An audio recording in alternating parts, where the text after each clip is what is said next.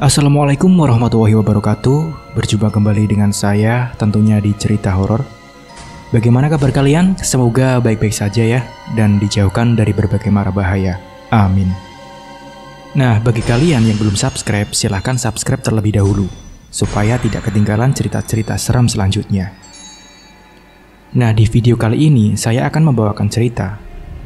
Sebelum mulai ceritanya, seperti biasa, di dalam cerita ini semua nama dan tempat disamarkan demi menjaga privasi. Langsung saja, seperti apa ceritanya? Simak video ini sampai habis. Daripada penasaran, tak usah kelamaan lagi, kita masuk ke ceritanya.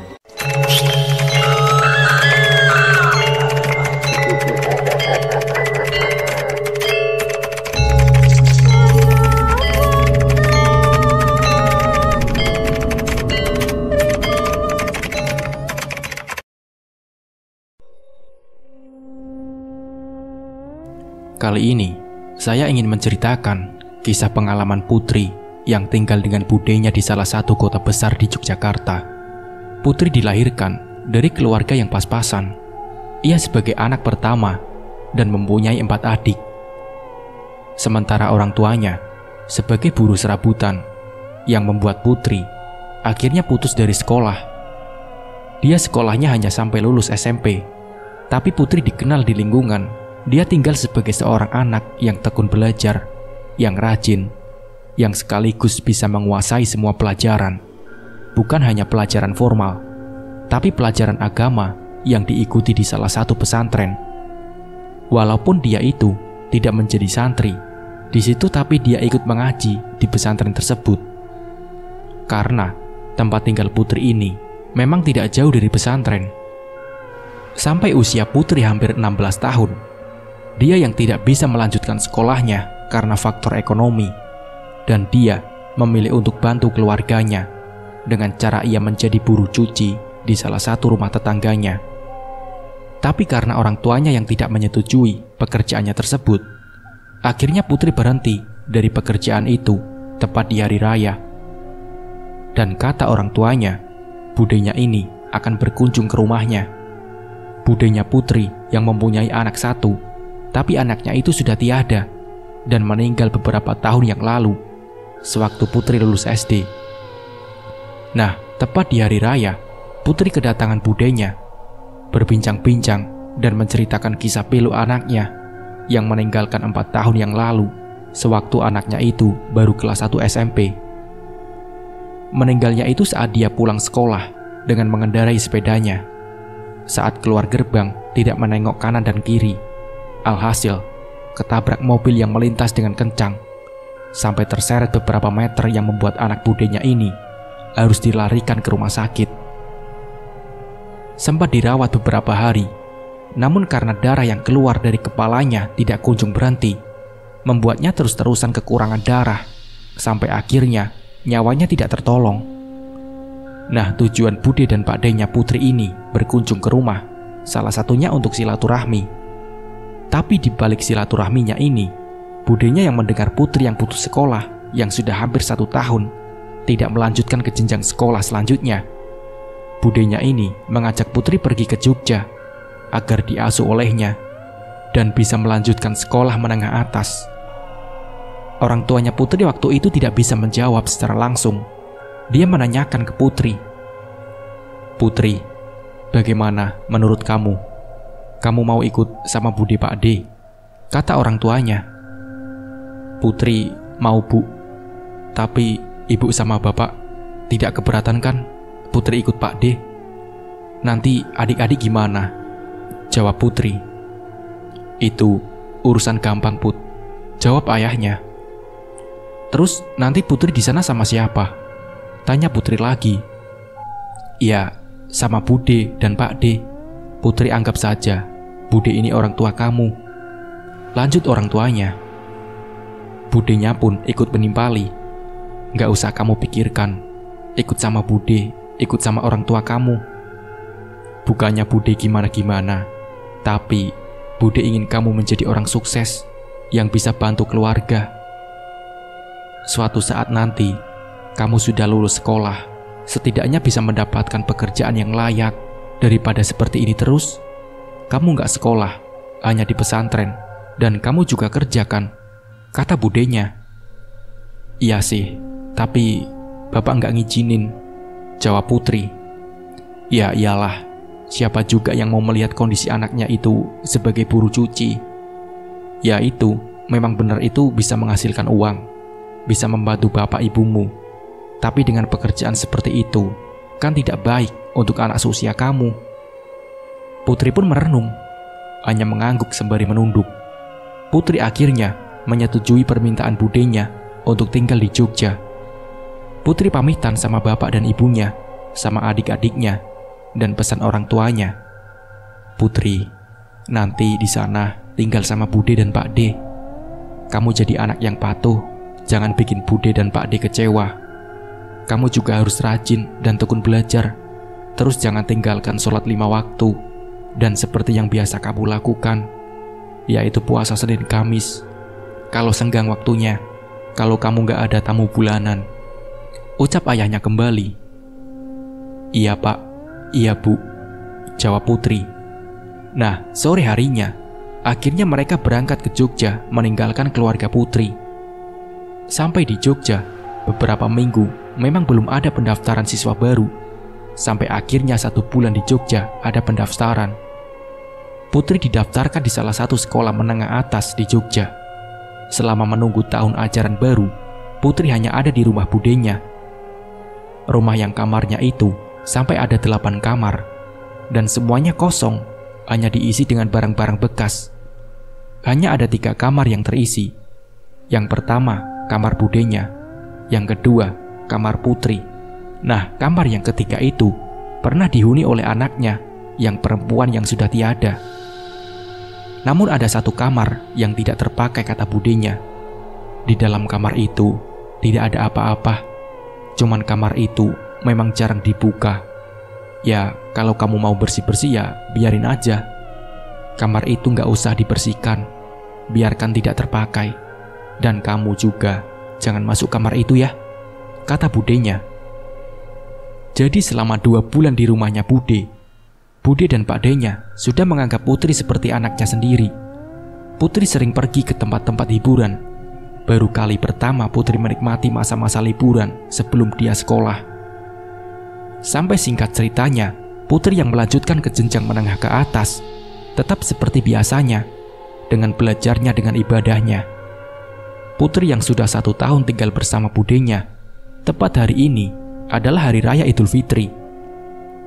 Tepat di mana Putri sudah 1 tahun tinggal bersama dengan budenya, Putri teringat kebersamaan dengan keluarganya yang saat Hari Raya. Dia ingat betul bagaimana keluarga yang terdiri dari 4 adiknya, kedua orang tuanya. Namun untuk sekarang, malam Hari Raya, Putri hanya bisa menangis menahan rindu.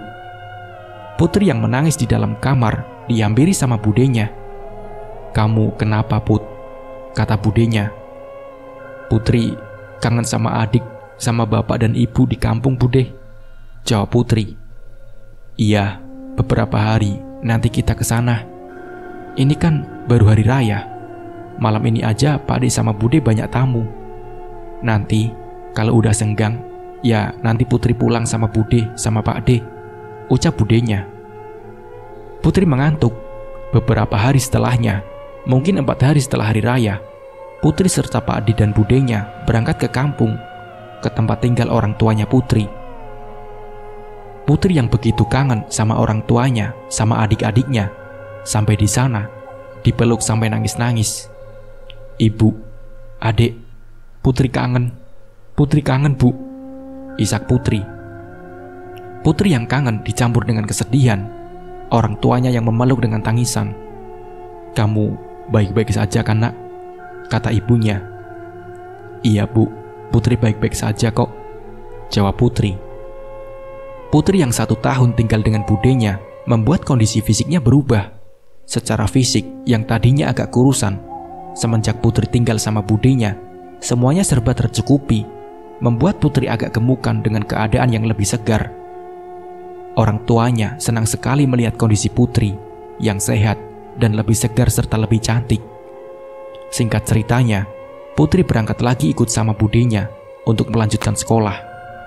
Di tahun kedua inilah Putri baru tahu apa yang sebenarnya dilakukan Bude dan Pak D-nya. Putri yang secara tidak sengaja melihat keduanya itu kok sering di rumah. Setiap Putri pulang sekolah pasti ada di rumah. Sorenya pun ada di rumah. Selama 2 bulan Putri memperhatikan Pak D sama Budenya. Satu waktu Putri memberanikan diri untuk bertanya sama Budenya tentang pekerjaan suaminya. Putri ini muncul saat keduanya itu sedang makan malam. Bude sama Pak D itu kerjanya apa ya? Putri lihat setiap hari kok di rumah, tanya Putri. Pak D itu kerjanya di depan komputer. Jadi setiap hari itu cuma di rumah, Put. Pak D itu pemilik saham dari pabrik, kata Budenya. Maksudnya pemilik saham itu apa, Bude? Tanya Putri. Pemilik saham itu yang sebagian besarnya pabrik itu milik Pak D, karena Pak D banyak mengeluarkan uang untuk pabrik itu, jawab Budenya. Oh begitu ya? Emang ada berapa pabrik? Tanya Putri. Hanya ada 4 pabrik, jawab Budenya. Wah, pantesan aja Pak D katanya mau bikin kolam renang, kata Putri. Ya doakan saja, semoga rezekinya lancar. Nanti bisa buatin kolam renang buat kamu, jawab Budenya. Jadi Putri sama sekali tidak curiga kalau Pak D dan Budenya ini ternyata pelaku pesugihan. Namun seiring berjalannya waktu, Putri ragu kalau Pak D sama Budenya hanya bekerja di rumah. Menurut kabar yang tersiar lewat tetangganya, karena Putri memang kadang suka keluar dengan beberapa teman sekolahnya yang tidak jauh dari rumah besar yang dihuninya, yaitu rumah Pak D dan Budenya. Beberapa warga ada yang bilang kalau Pak D dan Budenya ini pelaku pesugihan. Putri yang selama 2 tahun dia tinggal dengan Budenya itu tidak ada keanehan yang muncul. Walaupun beberapa kali dia melihat ada yang aneh, tapi menurut Putri itu hal yang biasa.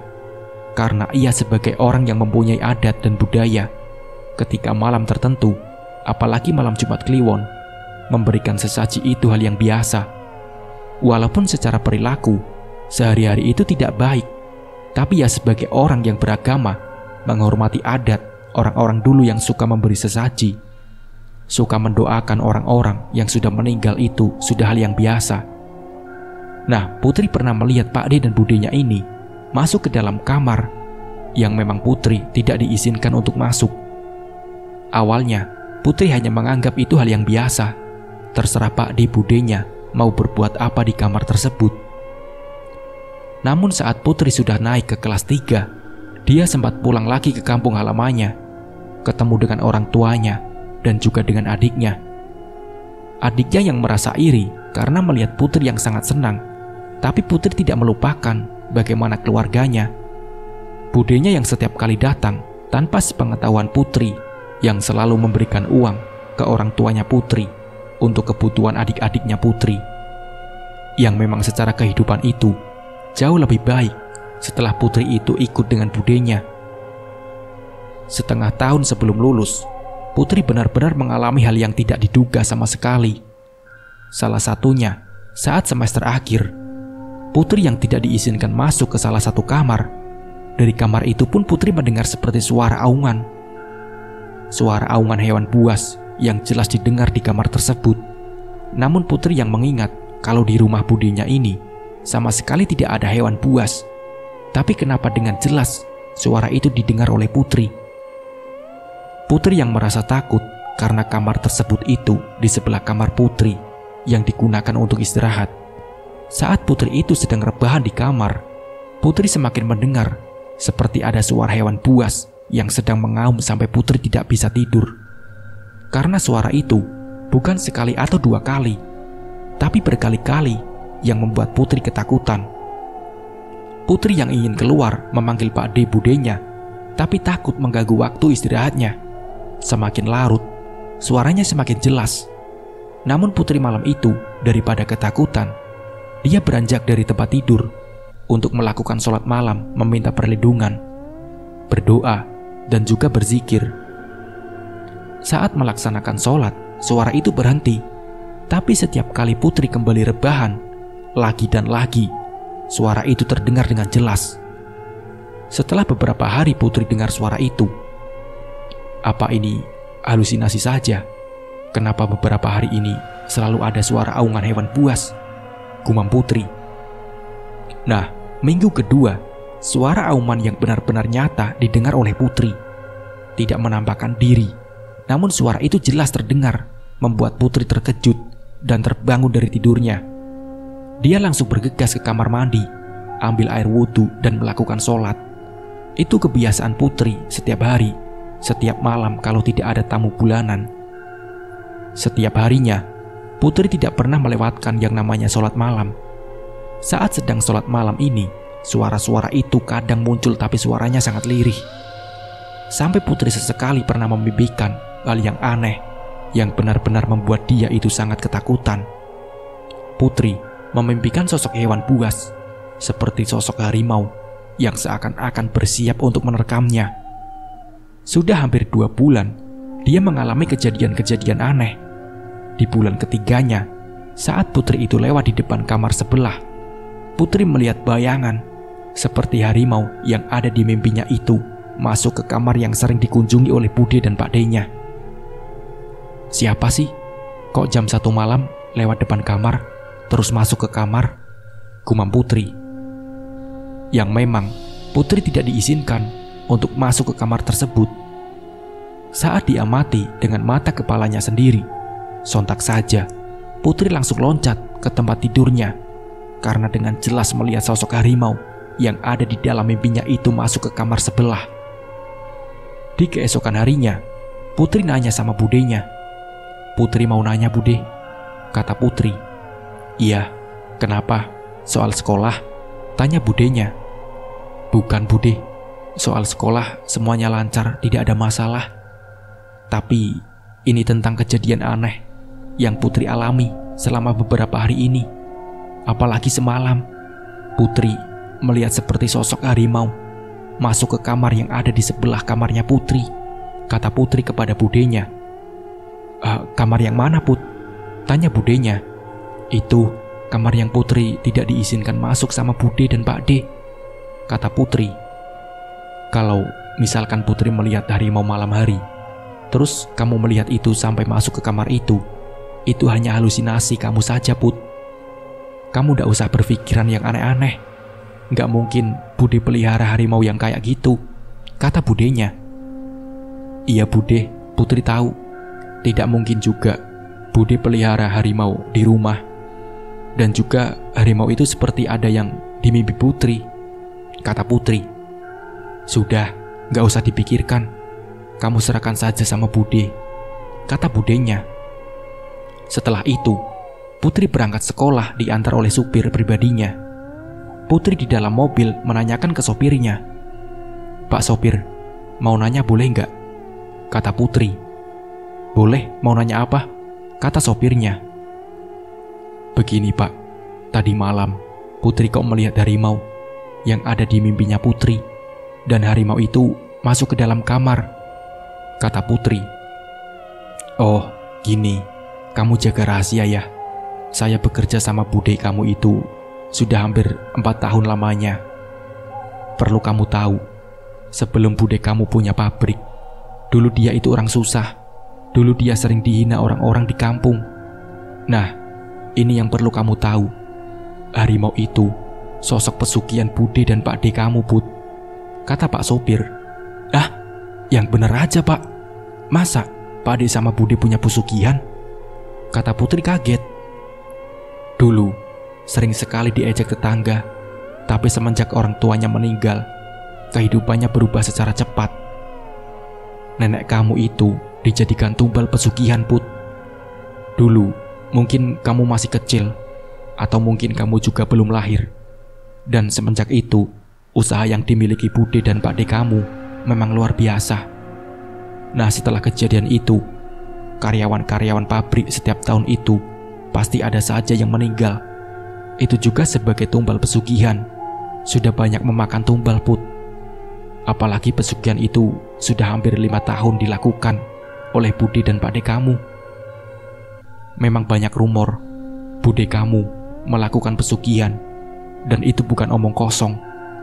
Maaf ya, Bukannya Pak sopir ini mau ngomong tentang pesugihannya. Pasti kamu belum tahu banyak. Tapi logikanya, modal dari mana orang yang dulunya susah langsung tiba-tiba sukses dan belum ada 1 tahun sudah langsung punya pabrik, Put. Orang tua kamu yang sedari dulu bekerja keras juga belum bisa buat pabrik. Rumah juga masih sederhana. Nah ini yang baru 5 tahun sudah punya 4 pabrik. Dapat modal dari mana coba? Kata Pak supir. Pak sopir kok tahu bapak sama ibu saya? Tanya Putri. Karena saya telah ikut bude kamu itu dari kamu masih bayi. Jadi saya tahu betul siapa kamu. Makanya Pak sopir sayang sama kamu. Dan saya pun khawatir kalau kamu tinggal di rumah budemu ini. Apalagi kamu sering melihat kayak gitu. Mendingan kamu cepat-cepat tinggalkan rumah budemu ini. Kalau kamu terus-terusan di situ, bahaya. Karena sudah banyak korban yang meninggal, yang dijadikan tumbal. Banyak cerita dari orang yang bekerja di pabrik milik budemu. Kalau orang yang selalu melihat harimau, dipastikan tidak berselang lama orang itu akan meninggal dunia, Put. Pak sopir khawatir sama kamu. Sebaiknya kamu lebih hati-hati. Cerita dan nasihat dari Pak sopir di dalam mobil sambil jalan menuju ke sekolahnya Putri. Terima kasih ya Pak supir, sudah nganterin Putri. Makasih juga untuk nasihatnya Pak, kata Putri. Iya, hati-hati nak, kata Pak sopir. Di siang harinya, Putri dijemput lagi sama Pak sopir. Putri disuruh sama Pak sopir untuk menjaga rahasia tersebut. Kamu jangan ngomong sama siapa-siapa ya Put, obrolan tadi pagi, kata Pak sopir. Iya Pak, tenang saja, jawab Putri. Sampai akhirnya, 1 bulan sebelum Putri lulus, kejadian-kejadian aneh semakin sering dialami Putri. Putri memang waktu itu akan dijadikan tumbal, karena hampir setiap malam Putri benar-benar melihat sosok harimau masuk kamar sebelah. Entah itu halusinasi atau tidak, tapi sosok itu benar-benar hadir di hadapan Putri saat hendak melakukan sholat malam.